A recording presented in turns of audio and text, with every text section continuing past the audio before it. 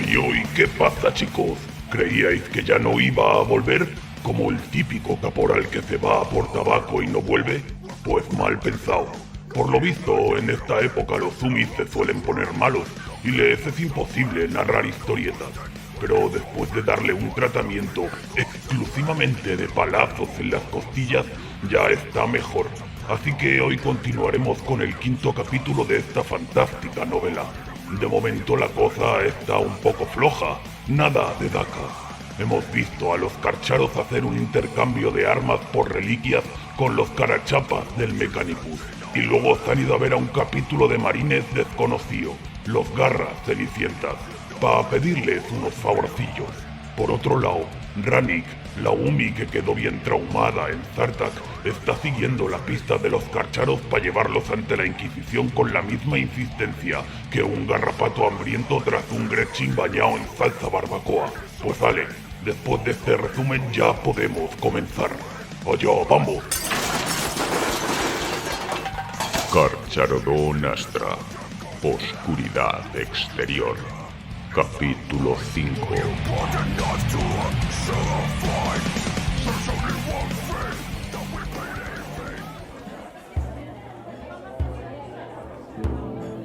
El gran salón del nido de águilas perdido era un lugar de esplendor bárbaro.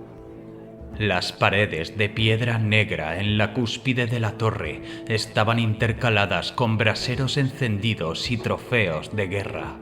Estandartes raídos con los símbolos de los Garras Cenicientas y córvidos calvos colgados junto a antiguas armaduras de exterminador oscurecidas por el tiempo y armas arcaicas de todas las formas y tamaños. El suelo estaba cubierto con ásperos parches de hierba trenzada de la tundra, salpicado de huesos y bebida derramada tras un festín prolongado. Una docena de mesas pesadas se disponían en torno a un foso central en el que crepitaban las brasas de un fuego moribundo, con los bancos abarrotados de comensales. Eran una mezcla de marines espaciales y humanos, hombres y mujeres, en su mayoría sin armadura, de piel pálida, cabello oscuro y vestidos con pieles y ropa tosca hecha a mano. Conversaban ruidosamente, las mesas repletas de bandejas con trozos de carne a medio comer, pan de grano y aderezos de hongos. Sin embargo, cuando Bailzar entró, cayó el silencio. Todas las miradas se dirigieron hacia los intrusos. El segador Prime y su escuadra de mando ignoraron las miradas y los murmullos mientras las pesadas puertas de adamantio se cerraban con estrépito tras ellos, haciendo temblar el suelo. Sar comenzó a avanzar hacia el extremo opuesto del salón, donde un estrado elevado estaba ocupado por la mesa principal. Sus ocupantes eran una mezcla tan ecléctica como el resto de la cámara. Varios marines espaciales, algunos con la armadura gris oscura y rojo carnicero del capítulo renegado, y algunos humanos de distintas edades. Entre todos ellos había un marine espacial particularmente corpulento, sentado en un trono de respaldo alto y vestido únicamente con unos pantalones remendados y un taparrabos de plumas negras. Su piel, marcada con cicatrices y puertos dérmicos del caparazón negro, era pálida como el alabastro, incluso más blanca que la de los Carcharodones. Sus ojos eran igualmente negros y su largo cabello azabache caía sobre sus anchos hombros. Su rostro tenía una delgadez altiva y cruel. A su derecha estaba sentada una mujer, esbelta donde el marine era ancho, aunque su piel era casi igual de clara y su cabello, recogido en lo alto de la cabeza, era casi o igual de negro. Llevaba un vestido chamánico hecho de gruesas plumas de córvido y su mano derecha descansaba sobre un gran cráneo de ave amarillento colocado sobre la mesa frente a ella. No se dijo ni una palabra mientras la delegación de los carcharodones rodeaba el fuego humeante en el centro del salón y se detenía ante el estrado. El silencio se rompió con el graznido de una de las feas aves calvas que parecían infestar el nidal, posadas sobre los arbotantes de piedra negra que interrumpían el cielo abierto del salón. Carcharodon Astra, dijo lentamente el marine espacial con el torso desnudo, una fría sonrisa partiendo sus pálidos rasgos. Veo que mi capitán de la primera compañía os ha guiado rectos y certeros. Sois tan audaces y tan insensatos como siempre, viniendo aquí después de lo que ocurrió entre nosotros la última vez. Maestro del capítulo Nehabnev, dijo Sar, inclinando la cabeza. Ki Aorae, ha pasado tiempo desde la última vez que lo vi. La sonrisa de Neb desapareció. No imitó el gesto respetuoso del carcharodón. Entonces le llevas ventaja, pequeño depredador. No eres Akia, y sin embargo llevas su armadura de batalla. Y a juzgar por la sed asesina de tus ojos, veo más que sospechas de que desciendes de su linaje. Soy el segador Prime Bailsar de la tercera compañía, respondió Sar. Formé parte de la delegación del capitán Akia la última vez que visitamos vuestro dominio. ¿Qué fue de Akia? Muerto hace 10 años. Cayó combatiendo senos en las profundidades de la oscuridad exterior. Neb gruñó. Su expresión no reveló si acogía la noticia con agrado o pesar. Así que Akia se ha ido, dijo. Y el resto de tu capítulo debe de estar muriendo. De lo contrario no estarías aquí. Siempre es lo mismo. Las razones de nuestro regreso son las mismas, admitió Sar. Pero lo que encontramos aquí también es lo mismo. Los garras cenicientas, campeones de la Gran Cruzada, reducidos a beber y festejar lo que queda de su legado en un sistema olvidado por todos, por vuestros aliados, por vuestros enemigos e incluso por los dioses. La expresión de Neb se oscureció y los marines espaciales a ambos lados de él se tensaron visiblemente.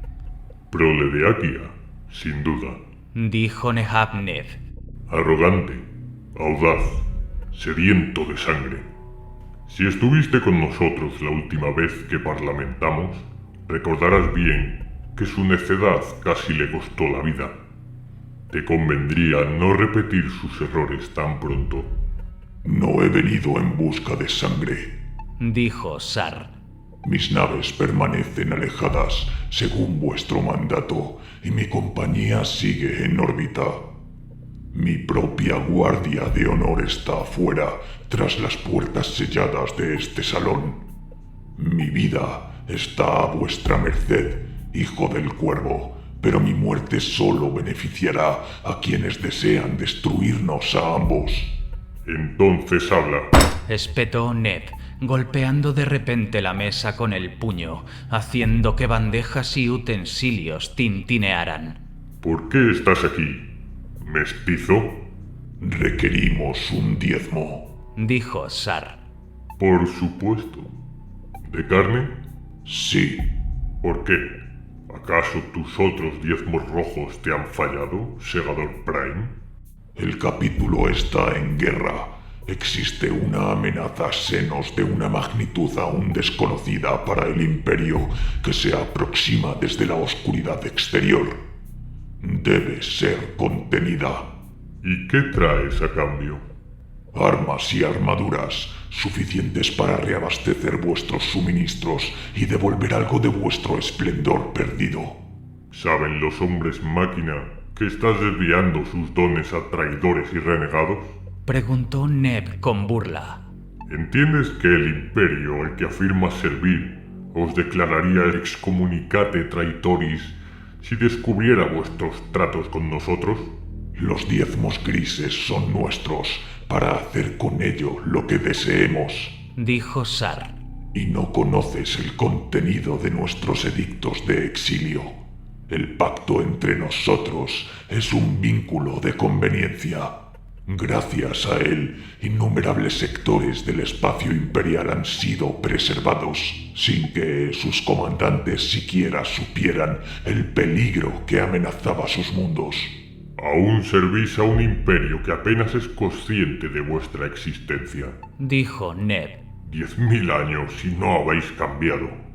Vuestras doctrinas son de miserable autoaislamiento y negación. Habéis renunciado a todo resto de la naturaleza humana que alguna vez tuvisteis.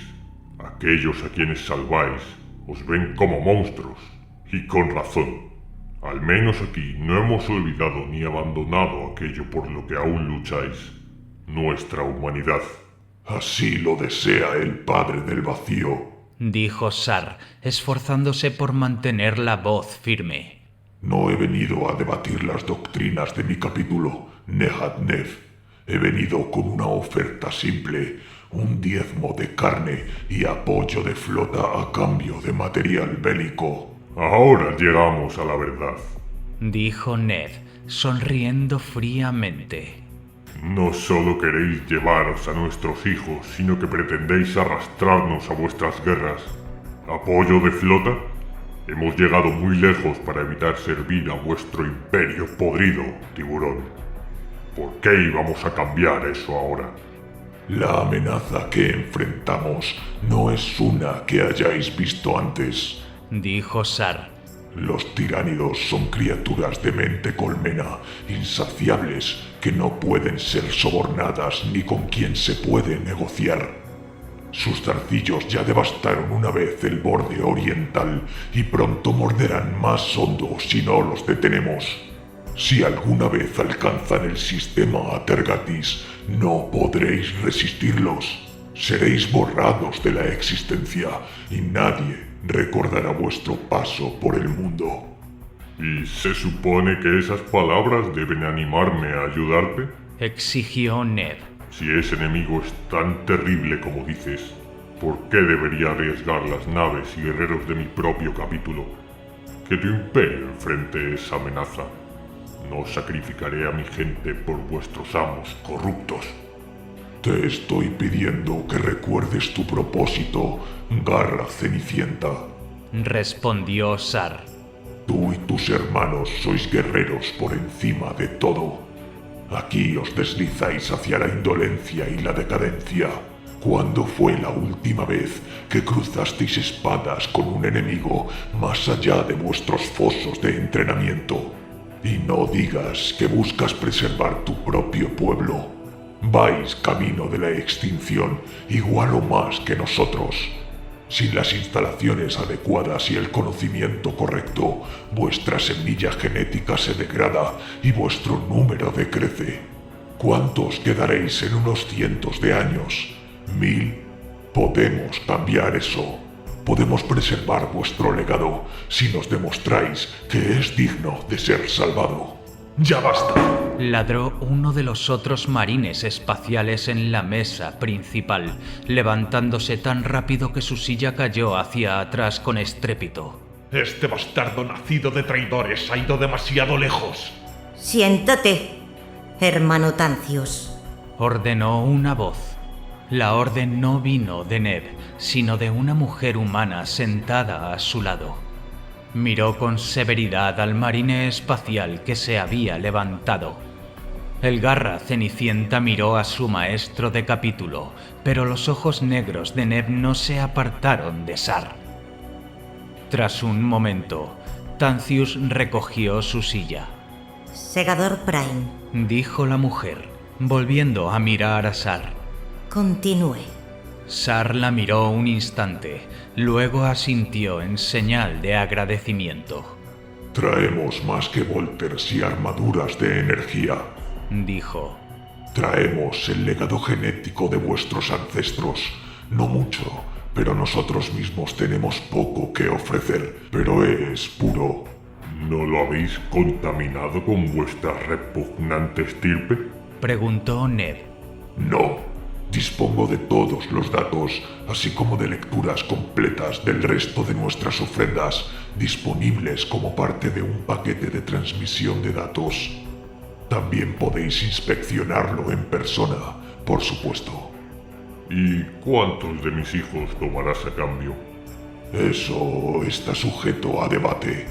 La ayuda de parte de vuestra flota es igual de importante. Sin ella, casi con certeza seremos superados. ¿Quieres la garra maligna? Dijo Ned. ¿Y crees que la oferta de un tributo de semilla genética, junto con armas y armaduras, será suficiente? Pues crees mal. Si estuviste con Aki la última vez que vuestro capítulo entró en este lugar, sabrás por qué las negociaciones estuvieron a punto de romperse. Tenéis algo que pertenece a los garras cenicientas, tiburón. Algo que pertenecía a mis antepasados. 2 objetos que vuestro maestro nos robó. Eso ya se ha discutido antes. Dijo Sar. Y sigue sin resolverse. Dijo Ned antes de que Sar pudiera continuar.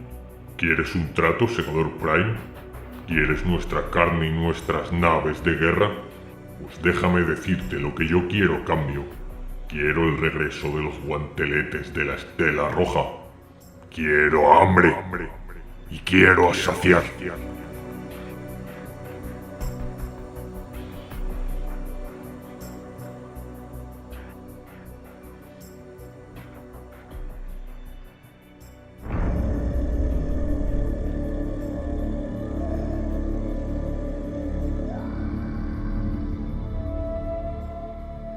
El marine espacial llamado Arazar era un psíquico. Era evidente por su atuendo, pero más aún por el aura de poder que exudaba. Una neblina dorada que se retorcía a su alrededor, esperando ser canalizada con una sola palabra o gesto. Kauri, con su visión bruja, podía verla girar y pulsar como una nebulosa viva. Era un poder no muy distinto del de Tecaurangi, igual de potente y aparentemente igual de intuitivo. Tras saludarse, Arazar condujo al bibliotecario jefe de los Carcharodones a la cámara de donde había salido. Kauri captó un atisbo de paredes talladas en roca, austeras y bancos de cristales de datos y pergaminos, todos envueltos en fundas de plastiacero para protegerlos de la humedad subterránea. Tecaurangi le había ordenado quedarse en la confluencia de túneles en el exterior. No tardaría mucho en volver. Kauri inclinó la cabeza con respeto, pero por dentro luchaba por contener la rabia, que crecía a cada minuto. No entendía lo que estaba ocurriendo, y esa sensación de impotencia siempre había sido anatema para él. ¿Cómo conocía Tecaurangi a estos renegados? Peor aún, ¿por qué los recibía con brazos abiertos? ¿Sabía Sar o los demás de esta cercanía? Si era tan próximo a ellos, ¿por qué no lideraba él mismo las negociaciones? Buscó calmar su estado mental, sabiendo que Tecaurangi, o peor aún, algún antiguo garra cenicienta, podría percibir su agitación. Su mente regresó a su entrenamiento, a los peligros del pensamiento indisciplinado. Más incluso que otros carcharodones, debía encontrar la fuerza de dejar atrás todo pensamiento innecesario, dejar atrás su yo, encontrar el núcleo frío y puro que definía la mente del guerrero de la oscuridad exterior. Tecaurangi le había asegurado que la lenta obra de su semilla genética, combinada con la doctrina del capítulo y sus experiencias, lo moldearían en un guerrero digno de las oscuras estrellas. En sus mejores días, Kauri dudaba de ello. En los peores, oía la voz. El Lexicanium giró ligeramente, interrumpido por un sonido. Se convirtió en un arrastrar de pies, lento. dio unos pasos hacia el centro de la confluencia de túneles. El sonido crecía, pero rebotaba en las paredes, imposible de ubicar con precisión. Giró sobre sí mismo, maldiciendo en silencio la oscuridad opresiva que lo empujaba contra la temblorosa luz de los braseros. Concéntrate. Podía oír la voz de Tecaurangi, áspera, casi susurrante, dando consejos en la oscuridad total de la cámara de psicomonitoreo de la Nicor. Detuvo su giro, cerró los ojos y aferró su bastón de adamantio con ambas manos. Tomó un momento para calmar su respiración, estabilizar su pulso antes de que su segundo corazón se activara. Extendió su mente como le habían enseñado, formando una creación consciente, aquellas formas pálidas y vacías que había visto en los tanques acuáticos de la nave insignia. Las lanzó por cada túnel, criaturas pelágicas deslizándose entre las sombras, visibles solo para los que tenían la visión bruja. En el túnel a su izquierda encontraron algo. Se giró justo a tiempo para ver cómo 3 figuras se materializaban en la luz de los braseros.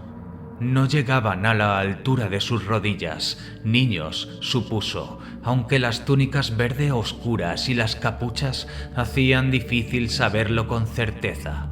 Se detuvieron en el borde de la luz, observándolo. Tenían un aura menos intensa que Arazar, pero de naturaleza similar. Eran psíquicos y de los poderosos. ¿Quiénes sois? Preguntó Kauri, la voz firme. No respondieron, aunque uno de ellos dio un paso adelante. Él no se movió, aún con el bastón en alto.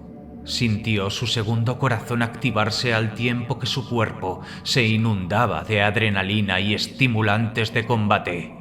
Luchó por sofocar la urgencia de combatir y mantener la concentración, canalizando su poder a través de la conexión a tierra de su bastón. La figura se detuvo frente a él. La luz reveló el rostro sucio de una niña de ojos ciegos y lechosos. A pesar de su ceguera, Kauri sintió que lo estaba mirando. Su poder psíquico le daba un medio de percepción mucho más profundo. Tú eres uno de ellos, dijo la niña. Los otros 2 se unieron a ella, parándose frente al titánico guerrero. Soy un hermano del vacío de los Carcharodon Astra, dijo Kauri, intentando dominar la creciente inquietud. Solo eran niños, pero ¿cómo podían tener tanta potencia psíquica? Sí, dijo la niña, frunciendo el ceño. pero también eres uno de ellos. No entiendo. Empezó Kauri, pero no logró continuar. La niña extendió la mano y tocó su bastón. Una ola helada recorrió su cuerpo como una inundación gélida de invierno. Intentó pronunciar las palabras de protección que Tecaurangi le había enseñado. Intentó alzar sus defensas mentales, pero fue demasiado lento y el asalto fue demasiado poderoso. Su visión se oscureció. Lo último que sintió fue una caída vertiginosa, una desconexión total, mientras su bastón se le escapaba de las manos. Después, nada.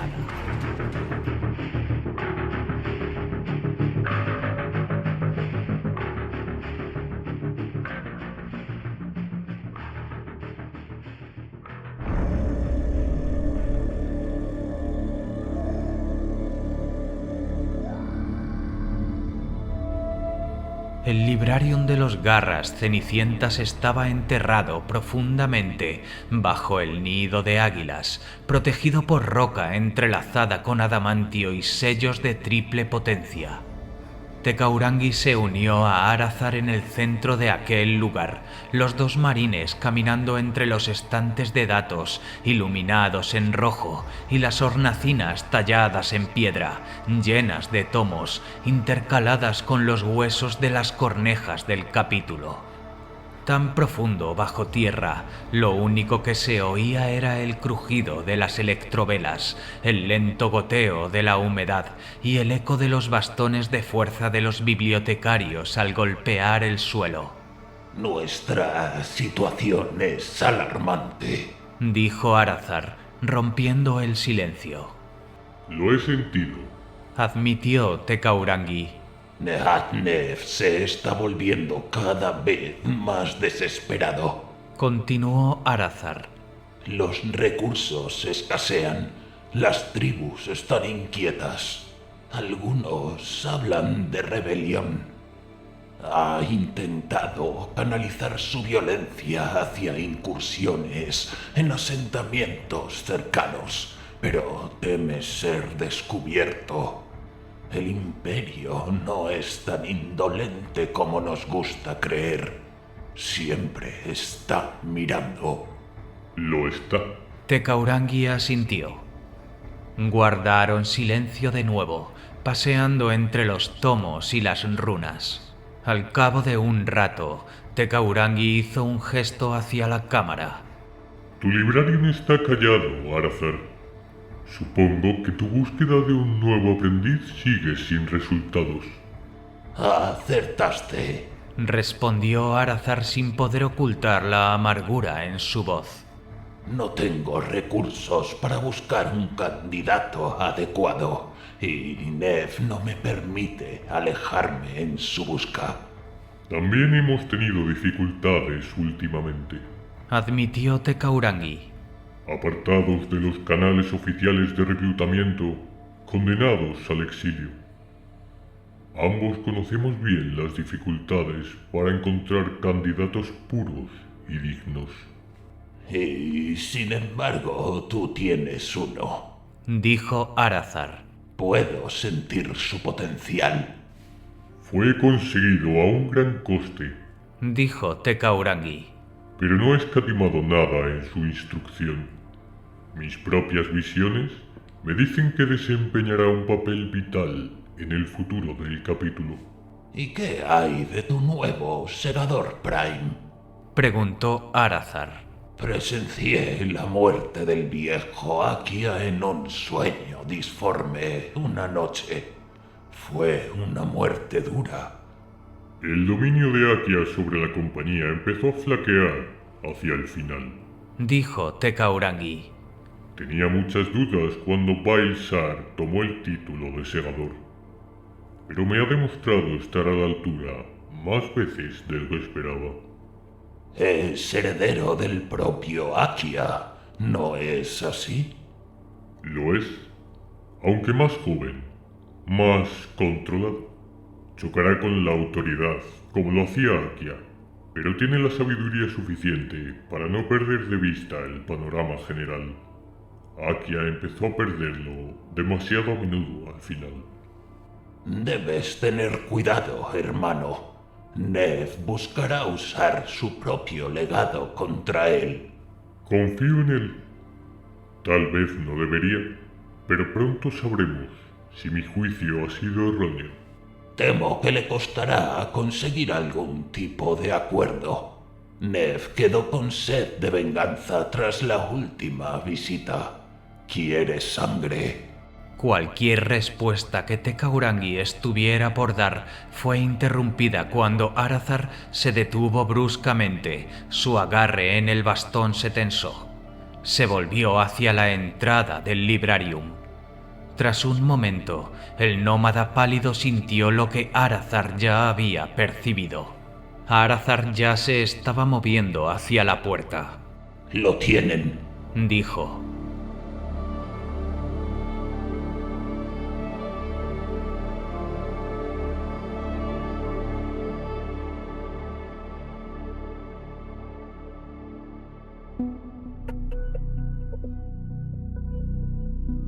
Nehatneb se levantó y rodeó la gran mesa del salón para colocarse frente a Sar.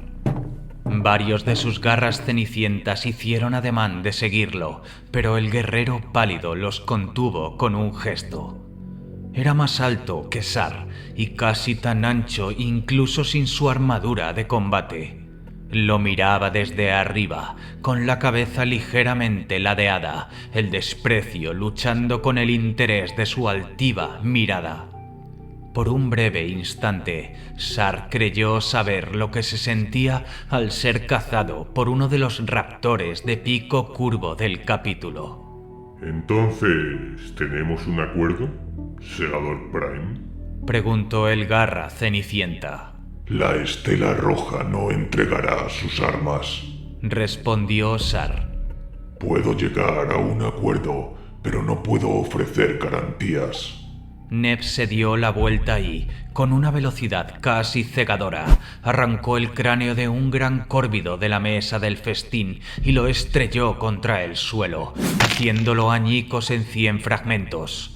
Luego volvió a mirar a Sar y sus ojos negros brillaron con una furia arrogante y persistente.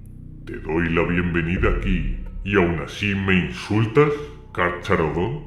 Los guanteletes no me pertenecen, dijo Sar con frialdad. Entonces, ¿qué tienes? Has venido aquí a negociar. ¿Cuál es tu oferta? Sar echó un vistazo alrededor. Desde que se detuvieron ante la mesa, los ocupantes del resto del salón se habían levantado y acercado. Su escuadra de mando estaba ahora rodeada por más de 100 humanos y marines espaciales, todos inflamados por la furia de su señor. El festín había sido interrumpido y la fría indiferencia de los intrusos había puesto a todos en guardia. Querían sangre. Sar podía olerlo. Te he ofrecido todo lo que he traído, dijo a Neb. Armas, municiones, la semilla genética que ralentizará la degradación de tu hermandad. ¿Qué más puedo darte? Neb lo observó durante largo rato. La sala estaba en silencio absoluto. Finalmente, el graznido áspero de uno de los córvidos posados en lo alto rompió el mutismo. Pues dame tu vida, tiburón, dijo Neb. El comunicador en el oído de Sar emitió un chasquido. Contacto fuera de las puertas principales. La voz de Cordy crepitó, acompañada del sonido de volteres siendo cargados. Una docena de garras en armadura de exterminador. Y más acercándose.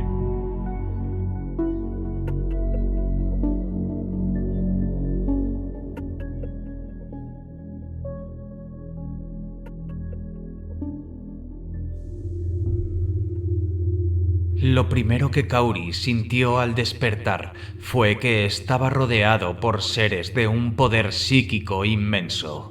No tan fuertes como las energías latentes que a veces percibía alrededor de Tecaurangi, pero potentes sin duda. Lo segundo que notó fue que no podía moverse. Estaba sujeto a lo que parecía ser un bastidor quirúrgico oxidado, con potentes luminarias enfocadas directamente a sus ojos. Aún peor, le habían retirado la coraza pectoral y la mochila, hasta los servos, dejando su torso pálido y la piel cicatrizada, expuesta alrededor de los puertos neurales.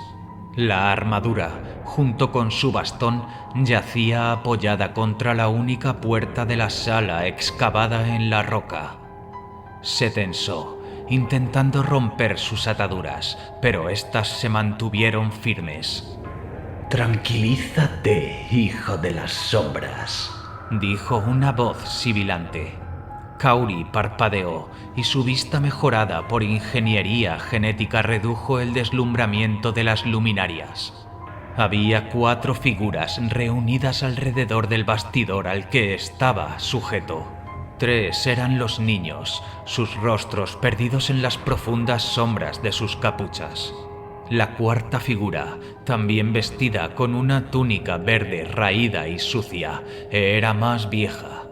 A simple vista, Kauri supuso que estaba en la mediana edad, aunque las penurias de una vida dura habían dejado su rostro pálido y profundamente ajado. Como los niños, sus ojos eran lechosos y ciegos. Solo entonces Kauri reconoció los poderes psíquicos que su visión de brujo podía percibir enroscándose alrededor de sus captores. Eran astrópatas, o al menos el más viejo había pasado por el vínculo del alma. Tenemos que eliminar la corrupción dentro de ti, dijo el anciano, sonriendo y mostrando los muñones podridos de sus dientes. Kauri se dio cuenta de que el ciego llevaba guantes quirúrgicos manchados y sostenía un escalpelo en una mano. Detrás de él un bastidor oxidado, lleno de más instrumentos médicos. Peor aún, había trazado marcas sobre el pecho desnudo de Kauri con un estilete negro, un círculo sobre su abdomen, otro justo bajo la garganta. Había marcado la ubicación de las glándulas progenoides del bibliotecario, la parte más vital de su semilla genética. Voy a extirpar la corrupción, silbó el astrópata. Puedo sentirla retorciéndose dentro de ti, reproduciéndose. Nuestros odiados enemigos. El gran cuervo me recompensará por esto. ¡Aléjate de mí! Gruñó Kauri, tratando de concentrar sus pensamientos, intentando reunir las energías que romperían sus cerraduras y lanzarían a sus captores contra la piedra tosca de la pequeña cámara médica. Su bastón yacía donde lo habían dejado, junto a la puerta. Se sentía perdido sin él, aturdido y sin foco. La corrupción debe ser arrancada, entonaron los niños al unísono, mientras el psíquico mayor se inclinaba sobre Kauri, su aliento fétido golpeando el rostro del carcharodón, el hilo brillante del escalpelo presionando contra la blanca piel de su pecho. Entonces, con un estruendo ensordecedor, la puerta de la cámara estalló hacia adentro. Un vendaval invadió la sala, haciendo que las bandejas de herramientas oxidadas cayeran con estrépito y que las túnicas de los captores de Kauri se agitaran violentamente, haciéndolos tambalear. Una luz brillante entró por la puerta, perfilando la figura encorvada de Arathar. Los ojos del antiguo bibliotecario ardían con poder latente y fuego disforme danzaba alrededor de la punta de su bastón. Su túnica gris oscura ondeaba como si estuviera en el ojo de una tormenta. ¡Basta! Bramó, su voz cargada con el poder del Inmaterium, las palabras superpuestas como si hablara desde 3 gargantas a la vez. Esto no es para ti, Damarius. Los 3 niños huyeron, aullando, hacia los brazos de quien Arathar había llamado Damarius. El astrópata escupió, abrazando a los jóvenes psíquicos protectivamente mientras estos enterraban sus rostros en los pliegues de su túnica. Él es uno de ellos, siseó, señalando a Kauri con el escalpelo. Su presencia aquí viola la seguridad del nido. Puedo sentir la corrupción dentro de él, en su espalda. He visto las cicatrices. Arathar hizo un gesto mínimo y las ataduras que sujetaban a Kauri se abrieron con un chasquido seco. El carcharodón saltó al suelo y tomó su bastón, un cántico de vinculación en sus labios. Sin embargo, en lugar del torrente vengativo de poder que buscaba, sintió que su fuerza lo abandonaba, como si estuviera siendo drenada por una fuente externa. Apoyó una mano contra la fría piedra rugosa del muro para sostenerse. Tranquilo, hermano, dijo una nueva voz. Era Tekaurangi. Había entrado tras Arathar, la piedra de jade en la punta de su propio bastón de fuerza, pulsando con poder. No hay necesidad de violencia aquí. Arazar también había bajado su bastón, aunque aún brillaba una luz en su único ojo bueno mientras fulminaba a Damarius con la mirada. El aire en la sala vibraba, afectado por la presencia de tantos psíquicos. Kaori podía sentir la tensión seguir aumentando, podía sentir la misma piedra bajo sus dedos palpitar con energía cruda. ¡Los has asustado!, espetó Damarius mientras acunaba a los niños llorosos. Ya deberías saber que no debes hacer eso.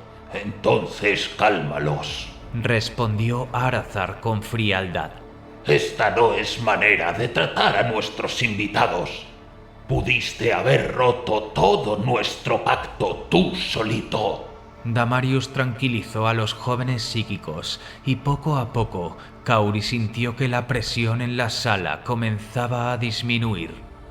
Aflojó su agarre sobre el bastón y se agachó para recoger su coraza pectoral. Al hacerlo, sintió la mirada de Arazar sobre él, recorriendo la longitud de su espalda marcada, observando las heridas que le habían infligido una década antes. Aunque las sufrió antes de su trascendencia a las filas del Adeptus Astartes, jamás habían sanado. Tecaurangi había restado importancia a su significado, aunque conocía su origen mejor que la mayoría. «Tienen hambre», dijo Damarius, señalando a sus ahora tranquilos protegidos. Mandaré traer las sobras del salón de banquetes, respondió Arazar. Sonaba cansado, distraído, muy diferente al guerrero psíquico imponente que había irrumpido antes en la cámara.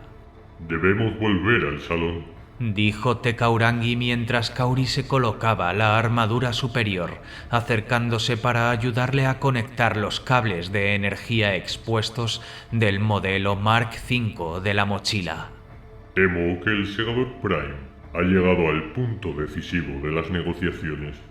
Una última palabra antes de que te vayas, hermano, dijo Arazar. Asintió hacia Kaori y Tecaurangi le indicó que saliera con su bastón. Sigue el corredor más allá de esta puerta. Sube 2 niveles, dijo. Te llevará de nuevo al camino que lleva al salón. Cuando lo encuentres, espera y yo te alcanzaré. Kaori no se movió. Durante varios segundos, el bibliotecario jefe y su aprendiz se miraron sin decir nada. Uno de los niños comenzó a llorar de nuevo. Finalmente, el lexicánime asintió y se fue en silencio. ¿Qué es él? Tecaurangi no respondió.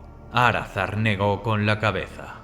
Eres audaz al traerlo a este lugar. Ahora entiendo por qué me buscaste a mí en lugar de unirte a tu capitán en el gran salón. Él es vital para el futuro del capítulo, dijo Tecaurangi. Lo he visto. ¿Y qué más has visto? Preguntó Arazar. No me digas que esta criatura solo trae esperanza. Tú sabes tan bien como yo que el futuro es un camino estrecho para los nuestros, respondió Tecaurangi. A un lado, la salvación del capítulo. Al otro, la aniquilación, la condena. Kaori lo recorre, como el resto de nosotros. ¿Y si cae? Preguntó Arazar. O peor aún, ¿y si llega a comprender lo que significan las cicatrices de su espalda? Entonces lo detendré, dijo Tecaurangi, dándose la vuelta y saliendo de la sala médica.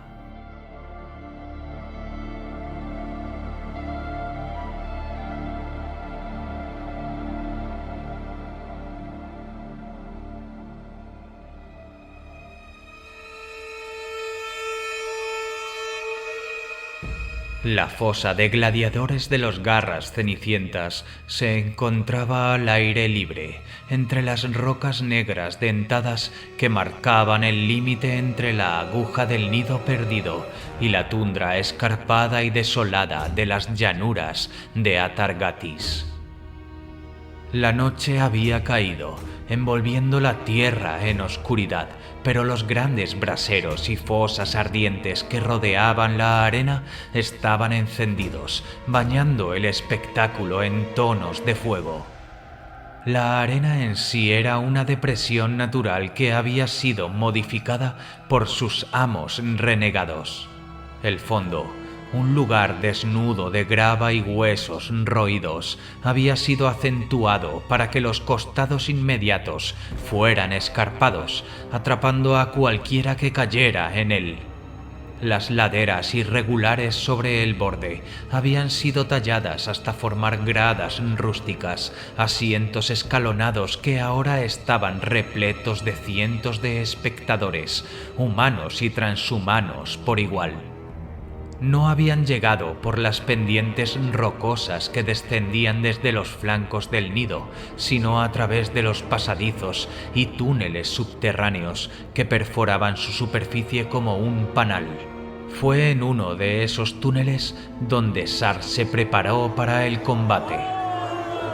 Mientras los vítores de la multitud descendían hacia ellos, el veterano de asalto Dorthor revisaba su armadura de batalla, las pocas partes de su rostro no reemplazadas por aumentos biónicos resultaban inescrutables a la luz de las antorchas. Tiró de un brazal, golpeó con el puño un espaldar, revisó los sellos alrededor del gorjal de Sar. El resto del escuadrón de mando, acompañado por Tecaurangi y Kauri, se encontraba reunido a su alrededor bajo la luz parpadeante del fuego. Los dos psíquicos se le habían unido mientras descendían del salón superior hacia la fosa. Sar les había explicado la situación por el camino. Déjame ir, dijo Red Tain por 10ª vez. El campeón de la tercera compañía temblaba prácticamente dentro de su propia armadura, desesperado por defender el honor de sus hermanos del vacío y del segador Prime.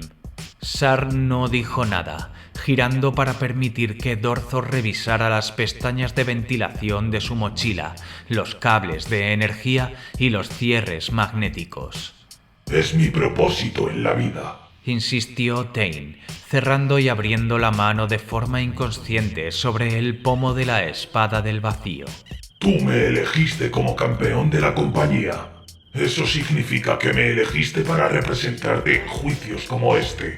Masacraré a lo que sea que estos renegados liberen. Basta, hermano, dijo Sar en voz baja mientras Dorthor se alejaba, habiendo terminado su revisión. Nehatne fue bastante claro.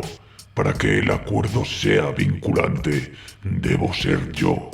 Me deshonra, protestó Tain, apretando con más fuerza la empuñadura de su espada. Nos deshonra a todos. ¿Cuántas veces debo decirte que el honor está muerto? Respondió Sar, descolgando a Reaper de su mochila y probando el peso del gran hacha sierra. Nunca aprenderás los principios de nuestro capítulo, joven campeón. ¡Silencio!, dijo Dorthor. El tono áspero del veterano de asalto cortó a Tain justo cuando estaba por hablar de nuevo. El campeón se irguió, pero no dijo nada más. Júrame que no desenvainarás la espada del vacío hoy, pase lo que pase conmigo, dijo Sar a Tain. Esto está mal, muy mal, respondió el campeón entre dientes. Es inevitable, intervino Tecaurangi, poniendo una mano sobre el espaldar de Tain. Nehatnev necesita dar un ejemplo de nosotros. Ha fracasado en asegurar una garantía sobre hambre y saciar, al igual que fracasó la última vez que vinimos. No ha logrado tomar la ventaja porque no tenemos nada más que ofrecerle de lo que ya teníamos previsto. Puede aceptar lo que le damos y salvar a su capítulo, o rechazarnos por despecho. Entonces, ¿por qué debe luchar el segador Prime? Preguntó Tain. Es una demostración de fuerza. Neb ha aceptado nuestro trato, pero necesita aparentar estar al mando. También sabe que es poco probable que rechacemos un juicio por armas. Oficialmente, no es más que una formalidad, una manera de sellar las negociaciones. Eso es una locura. Ni siquiera sabemos qué hay esperando en esa fosa. El segador Prime podría morir. Si ese es el deseo del Padre del Vacío, así será, dijo Sar. A estas alturas, mi destino ya no importa. Las escuadras de Corro y Cordy están supervisando la entrega de nuestra carga y la llegada de los transportes que llevarán el tributo de los garras cenicientas. Si muero aquí, habré cumplido mi deber con el capítulo. Nuritona regresará a la flota de depredación nómada con nuestro diezmo y tú irás con él. Los vítores del público en el exterior se intensificaron. Es la hora, dijo Tekaurangi. Ve con las bendiciones de Rangu, segador Prime. Sar se apartó de su escuadra de mando, dirigiéndose al final del túnel. El rugido del público alcanzó su clímax cuando salió hacia la luz de las llamas que bañaban el fondo de la fosa. Miles llenaban las gradas por encima de él, abucheando, gritando y gesticulando, la arena resonando con sus expectativas atronadoras. Nehatneb estaba entronizado en un saliente rocoso, flanqueado por braseros encendidos, su corte y una guardia de élite de exterminadores completamente armados y blindados. Vestía su propia armadura de guerra, placas barrocas de gris oscuro y rojo. ¡Bienvenido, Carcharodon!, exclamó el señor de los garras cenicientas desde su trono, mientras Sar avanzaba hacia el centro de la fosa, la grava crujiendo bajo sus botas. Me alegra ver que tu compromiso con nuestro nuevo pacto es lo bastante profundo como para arriesgar tu propia vida. Tendremos algo de entretenimiento, tú y yo, antes de despedirnos. Libera a la criatura que guardas aquí abajo, Neb, dijo Sar, con la vista fija en el túnel opuesto al que él había emergido, cuya entrada estaba cerrada con una oxidada reja. Cuanto antes la derribe, antes podré regresar a mi cardumen. No deberías llamarlo criatura, Sar, respondió Neb, su voz impregnada de un humor cruel. Podría muy bien ser un hermano tuyo. Lo recogimos durante una incursión de suministros en la nebulosa Mordan hace 6 años. Encontramos a su vil estirpe atacando un clúster agrícola cerca de Hyrax. Tuvo la mala suerte de sobrevivir. Los vítores del público se duplicaron cuando la reja frente a Sar se levantó lentamente, dejando al descubierto el túnel de piedra más allá, que se abría como una fauce. Sar alzó a Reaper y plantó los pies, sus botas rechinando sobre la grava.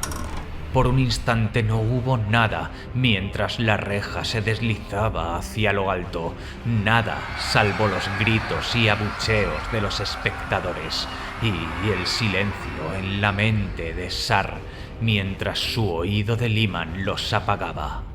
Entonces llegó un rugido, uno que le resultó inmediatamente familiar, el sonido de un hacha sierra activándose. Le siguió un segundo rugido similar y la multitud alcanzó un nuevo frenesí cuando, con un alarido de puro odio, un marine espacial irrumpió desde las sombras del túnel. La mente genéticamente mejorada de Sar tardó 2 segundos en evaluar la figura que se acercaba antes de que sus reflejos actuaran, haciendo que activara a Reaper y levantara el arma en una postura defensiva. El guerrero era un excommunicate traitoris, un hereje. Su armadura era antigua y estaba muy desgastada, astillada y cubierta de sangre seca, pero los símbolos de una legión particularmente detestable seguían siendo visibles, junto con las runas blasfemas de sus salvajes alianzas. La 12ª, los devoradores de mundos. Empuñaba un hacha sierra en cada mano, ambas más cortas y ágiles que la longitud a 2 manos de Reaper. Por la velocidad y la ferocidad de su carga, era muy probable que estuviera alterado por estimulantes de combate en exceso y las cirugías craneales de pesadilla que sumían a todos los devoradores de mundos en un estado de frenesí asesino. Sar apenas tuvo tiempo de apreciar la ironía antes de que el marine espacial del caos lo embistiera. Fue como ser golpeado de frente por un Rhinox en plena carga. En el momento del impacto, una de las hachas sierra del berserker golpeó el asta de Reaper, forzando el arma hacia abajo y exponiendo el pectoral de Sar justo a tiempo para que el embate de hombro del traidor lo alcanzara. Se escuchó un crujido ensordecedor de ceramita contra ceramita. El torso de un humano normal habría sido pulverizado, su columna hecha trizas. Sar fue empujado 2 pasos hacia atrás, pero soportó el golpe. El emblema de calavera y rayos de su pecho se agrietó por la mitad. No hubo tiempo para recuperarse. El segundo hacha del berserker pasó a centímetros del casco de Sar, rozando apenas un costado de su mochila. El segador Prime estaba dentro de la guardia del traidor, pero demasiado cerca como para manejar su arma con eficacia. Golpeó con el asta contra el pectoral del devorador de mundos y por un momento sus cascos quedaron pegados. Sar se dio cuenta de que una de las lentes del visor maltrecho del berserker estaba rota. Un ojo amarillento lo miraba desde atrás, inyectado en sangre, dilatado y lleno de locura propia de un carnicero. La conexión no duró ni un segundo. El berserker le dio un cabezazo. Sar retrocedió de nuevo. Otro crujido resonó en el foso. Solo sus mejoras genéticas lo salvaron de varios segundos de conmoción. Convirtió ese paso atrás en una retirada corta, dándose el espacio suficiente para lanzar un golpe con propiedad por primera vez. Reaper fue bajo y rápido, de izquierda a derecha, su motor rugiendo, pero los dientes con punta de adamantio solo mordieron el aire nocturno chamuscado por las llamas de Atargatis. El berserker, demostrando unos reflejos tan agudos como los de Sar, se lanzó hacia atrás para evitar el tajo que lo habría destripado. A pesar de su furia alimentada por drogas, los movimientos del traidor eran calculados y refinados. Por un instante, Sar recordó los combates de práctica que él y su escuadra de mando habían tenido con Akia. Reaper pasó junto al berserker y este volvió a la carga, ambas hachas convertidas en un borrón. Sar apenas logró levantar el tope del asta para desviar uno de los ataques, pero el otro conectó, chillando al impactar su hombrera izquierda y chispeando contra los pernos de unión. Runas de advertencia se encendieron en su visor mientras giraba el costado izquierdo, arrastrando al traidor detrás del arma que había conseguido abrirse paso, mordiendo ceramita y plastiacero. Sar volvió a chocar con el guerrero, golpeando con fuerza el espacio entre sus 2 empuñaduras contra el visor del hereje. El berserker se tambaleó y Sar tuvo que apretar los dientes afilados para no soltar un rugido de esfuerzo mientras giraba a Reaper con todas sus fuerzas. Ahora fue el turno del arma de los carcharodones de chillar al impactar, arrancando la curva superior de la hombrera barroca del traidor y desgarrando un trozo del manto de Caedere Remisum que adornaba su casco maltrecho. Sin pausa, sin vacilación. Mientras el ataque de Sar se abría, el traidor ya regresaba, descargando golpes con ambas hachas. Sar apenas logró traer a Reaper de vuelta a tiempo para desviar 1, 2, 3 golpes, una lluvia de chispas sobre la arena, las 3 armas rugiendo y gruñendo como bestias primitivas. Sar cedió terreno, los músculos ardiendo por el esfuerzo de igualar cada embestida alimentada por la locura. El impacto en su hombrera izquierda había provocado sangrado. Podía sentir la herida coagularse, el escozor ahogado por estimulantes contra el dolor y contrasépticos. Casi lo tenía acorralado contra la pared del foso. El devorador de mundos no cedía, golpeando desde cada guardia, por arriba, por abajo, tajos cruzados, estocadas cortas diseñadas para enganchar los dientes del hacha en el gorjal, el pectoral, las articulaciones de los codos de Sar. Siempre estaba demasiado cerca para que Reaper desplegara todo su peso, demasiado rápido para que el arma mayor asestara el golpe decapitador o amputador que habría terminado el duelo al instante. Sar podía sentir su propia ira creciendo. Era algo que reconocía, pero no podía detener. Había sido arrastrada desde las profundidades frías y oscuras por el calor y la velocidad del combate, forzada por la brutalidad del lunático que lo atacaba una y otra vez. Su garganta se trababa con cada respiración y el monitoreo vitae de su visor comenzó a emitir alertas, registrando aumentos por encima de los parámetros normales de combate. Él era el único que había vencido a Akia, el único que lo había derrotado en los tatamis de entrenamiento. El traidor caería igual que el último segador Prime. Sar adelantó su pie derecho, pasando el ataque. Abrió su guardia con un enorme golpe descendente. A pesar de toda su propia ferocidad, la parada del traidor no fue suficiente. Reaper hizo que una de las hachas cayera de los dedos entumecidos del hereje, el rotor destrozado, decenas de dientes de cadena esparciéndose por el foso. El devorador de mundos apenas vaciló, trayendo su segunda hacha en un arco feroz.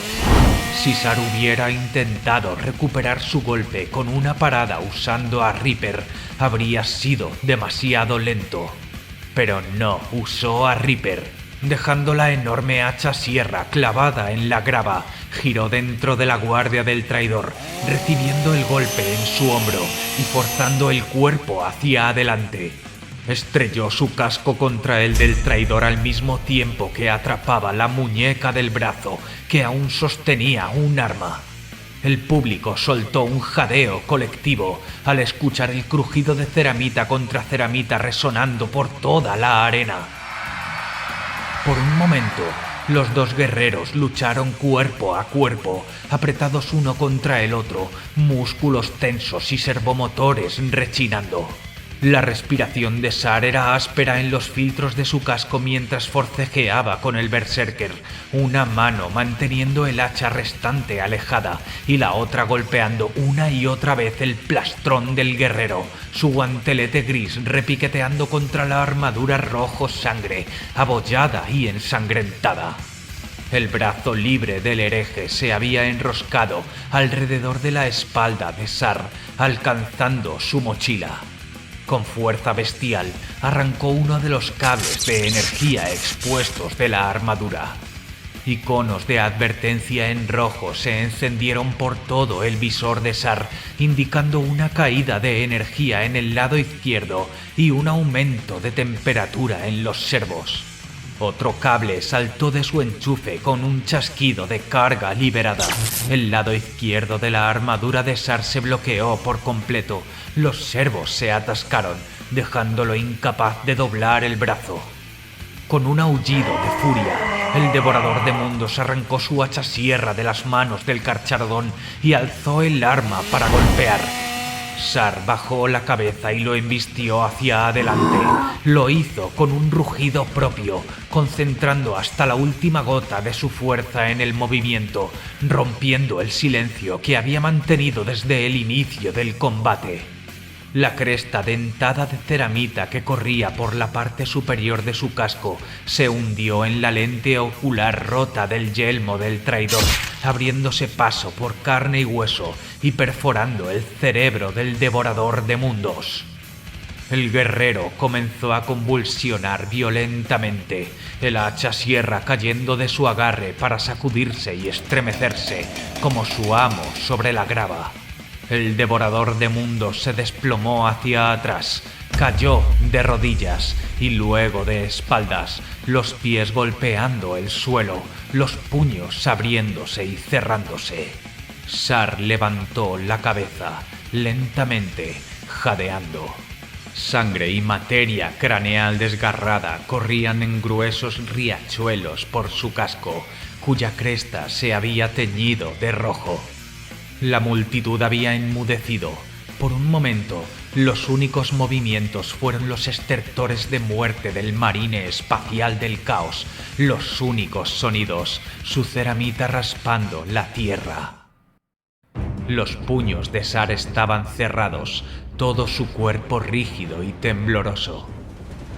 Le llevó lo que pareció una eternidad calmar la respiración, reducir el ritmo de sus corazones gemelos, golpeando furiosos en su pecho. Buscó el silencio, un cántico de olvido recorriendo su mente, pero no funcionó. La rabia no lo abandonaba. Se volvió hacia el trono rocoso de Neb y le hizo un gesto. ¿Querías esto? Ladró. La expresión del garra cenicienta se tornó oscura. Sar caminó hacia donde Reaper seguía clavada en la grava, la arrancó y la alzó antes de activarla. El rugido familiar y feroz volvió a llenar la arena. Se acercó al traidor caído, cuyo cuerpo aún se sacudía bajo los imperativos de muerte que le dictaba su cerebro arruinado. ¿Querías esto? Repitió Sar y blandió a Reaper. El rugido del hacha sierra se elevó hasta convertirse en un aullido al morder la ceramita, luego la carne, luego el hueso, salpicando sangre. La cabeza del traidor se separó, rodando fuera de su casco destrozado mientras giraba en la gravilla empapada de vísceras. Sar dejó que el rugido de Reaper bajara a un gruñido ronco mientras se agachaba y recogía el trofeo, pálido y ensangrentado. ¡Entonces tómalo! Rugió y lo lanzó hacia Neb. Se oyó el jadeo audible de la multitud, seguido de inmediato por el golpe sordo de carne contra carne. Con reflejos que incluso la mayoría de los marines espaciales tendrían dificultades para seguir, la mano de Neb se disparó y atrapó el trofeo macabro. Una estela de sangre azotó al maestro de los garras cenicientas, dejando un rocío rojo sobre su oscura armadura de combate. Sus ojos no se apartaron de Sar y permanecieron fijos en él mientras dejaba caer la cabeza, que rebotó sobre la piedra negra de Atargatis. Sar no dijo nada más. Se dio la vuelta y caminó de regreso por el túnel por el que había entrado, fijando magnéticamente a Reaper mientras avanzaba.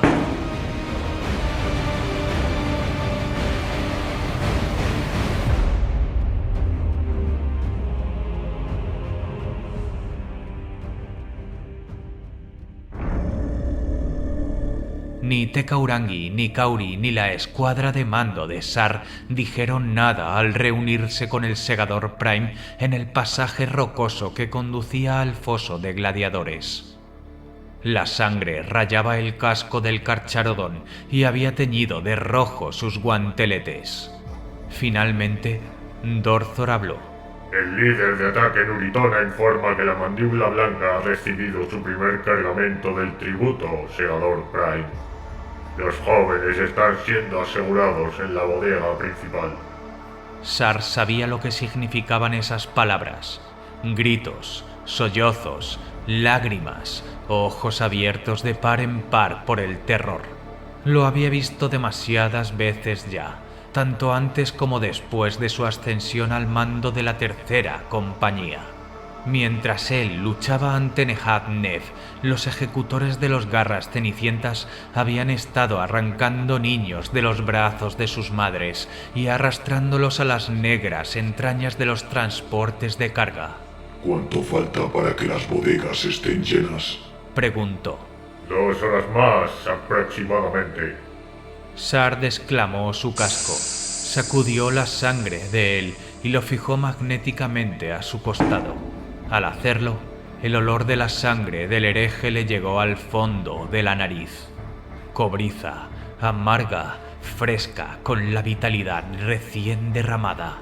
Una oleada de adrenalina recorrió el cuerpo del marine espacial. Reprimió la necesidad resurgente de matar. Había fallado en el foso. No lo haría de nuevo. No rodeado de sus hermanos. Tu labor aquí ha terminado, Segador Prime. Dijo Tecaurangi suavemente, sin duda percibiendo la lucha interna del Segador Prime. Le costó un esfuerzo supremo no gritarle al bibliotecario jefe, evitar maldecir a los garras cenicientas y sus mezquinas necesidades. Sellar un pacto con un duelo de honor era una cosa. Nef había ido demasiado lejos. Regresamos a la lanza del vacío, dijo Sar. Cuanto antes dejemos este maldito lugar, mejor. ¡Capitán! Dijo Dorthor con un tono cargado de advertencia. Un momento después, la razón se hizo evidente. Alguien se acercaba por el túnel. Era Nef. Por primera vez desde que Sar lo había conocido, estaba solo. La mano de Tain bajó al pomo de su espada de vacío, pero se detuvo cuando Sar le lanzó una mirada helada. Nef se detuvo entre los carcharodones. Aún llevaba armadura, pero no casco, y no portaba más arma que una daga maliciosa envainada en su cadera. Su expresión era impasible en las sombras del túnel. Un momento más de tu tiempo, Carcharodon. Antes de que partas, dijo. Sar permaneció en silencio, su escuadra de mando inmóvil a su alrededor. A solas, añadió Nef, su voz fría resonando en el paisaje rocoso. Finalmente, Sar asintió. Proceded hacia la cañonera, hermanos, dijo, sin apartar los ojos de Nef. La escuadra de mando partió a regañadientes, lanzando miradas persistentes al maestro de los garras cenicientas al pasar. Tecaurangi fue el último en marcharse, sus ojos no puestos en Nef, sino en Sar. El Segador Prime le asintió, pero no dijo nada. Por un momento, después de que el sonido de los pasos y el zumbido de las servoarmaduras se desvaneciera en el túnel, reinó el silencio. Ambos marines espaciales se enfrentaron el uno al otro. Fue Nef quien habló primero. Cada uno de mis instintos me grita que te mate, monstruo, dijo el garra cenicienta. El sentimiento es mutuo, respondió Sar. Los ojos negros de ambos guerreros fijos el uno en el otro. ¿Cómo cambian las cosas cuando se arrancan las pretensiones y falsedades de la negociación? ¿Qué esperabas que ocurriera? He cumplido con mi parte del trato. Tú cumplirás con la tuya ahora y en las semanas venideras. Los aspirantes pueden tenerlos, dijo Ned.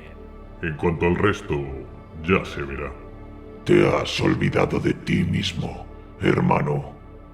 Has olvidado el propósito para el que fuiste forjado. Estás perdido aquí afuera. Sar esperaba que Neb lo golpeara. No lo hizo.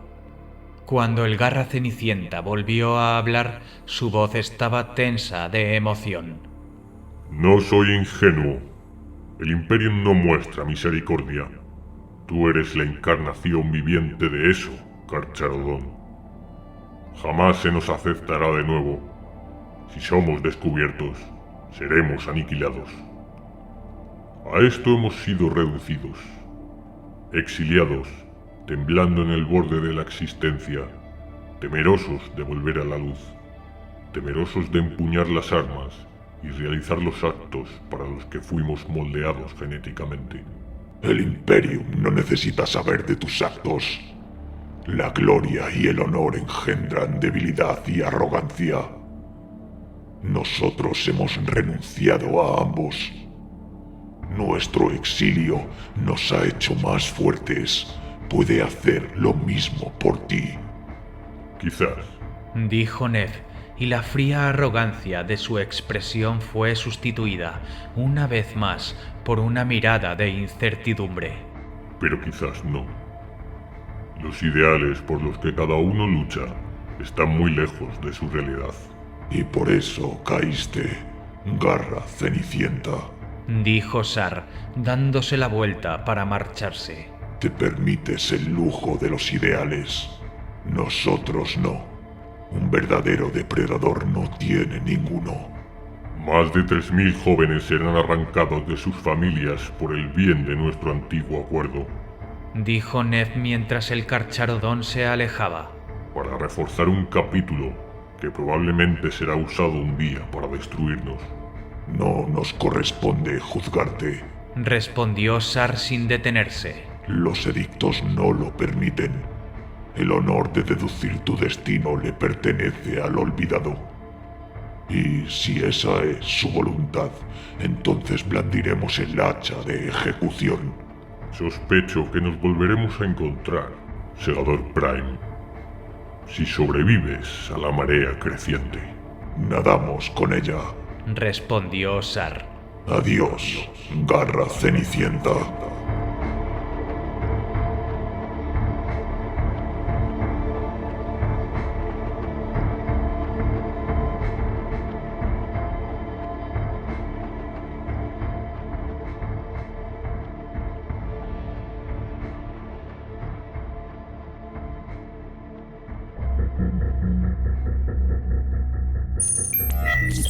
Salve, camarada servidor del trono dorado. Esta comunicación tiene por objeto notificarle que, en la fecha 3.035.885 del milenio 41, el Lord Inquisidor Augustus Hagen convocó una reunión del cónclave del Ordo Trisectorial en la Corte Negra de Imperius. Esta solicitud fue aprobada por el Consejo Situacional Conjunto del Ordo en Telemon 3 meses después, estándar terrano. Por ello, se notifica a todos los inquisidores del cónclave trisectorial que se celebrará una asamblea general entre las fechas 3.650.885 milenio 41 y 3.685.885 milenio 41.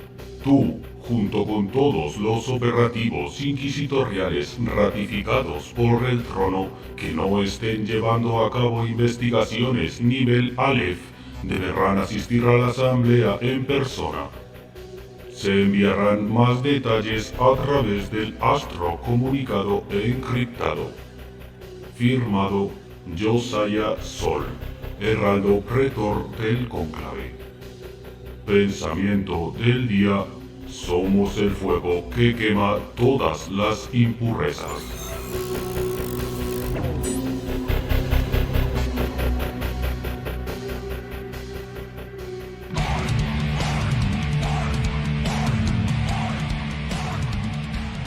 Y así están las cosas.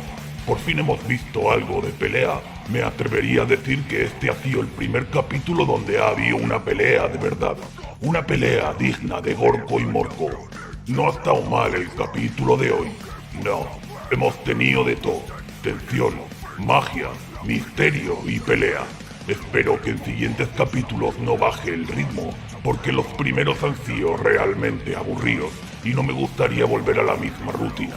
Además de todo eso, han vuelto a llamar mestizos a los Carcharos, confirmando que su semilla no es de puros cuervos, e incluso en Lehaz NFS le ha dicho que el devorador de mundos podría ser su hermano.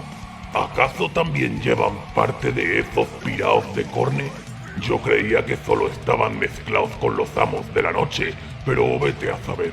El Belisario Skoll ese se lo tuvo que pasar muy bien en su día. ¿Vosotros qué creéis? Dejádmelo saber en los comentarios. Y bueno, una vez más llegamos al final. Espero que lo disfrutaseis y que aprendieseis algo útil para machacar a vuestros enemigos.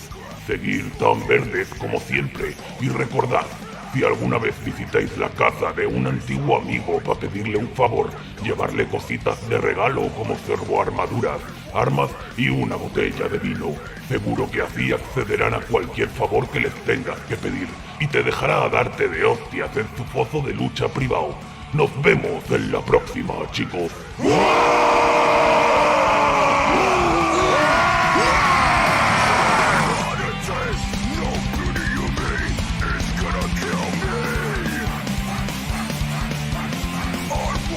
Upon the greatest gods in the galaxy.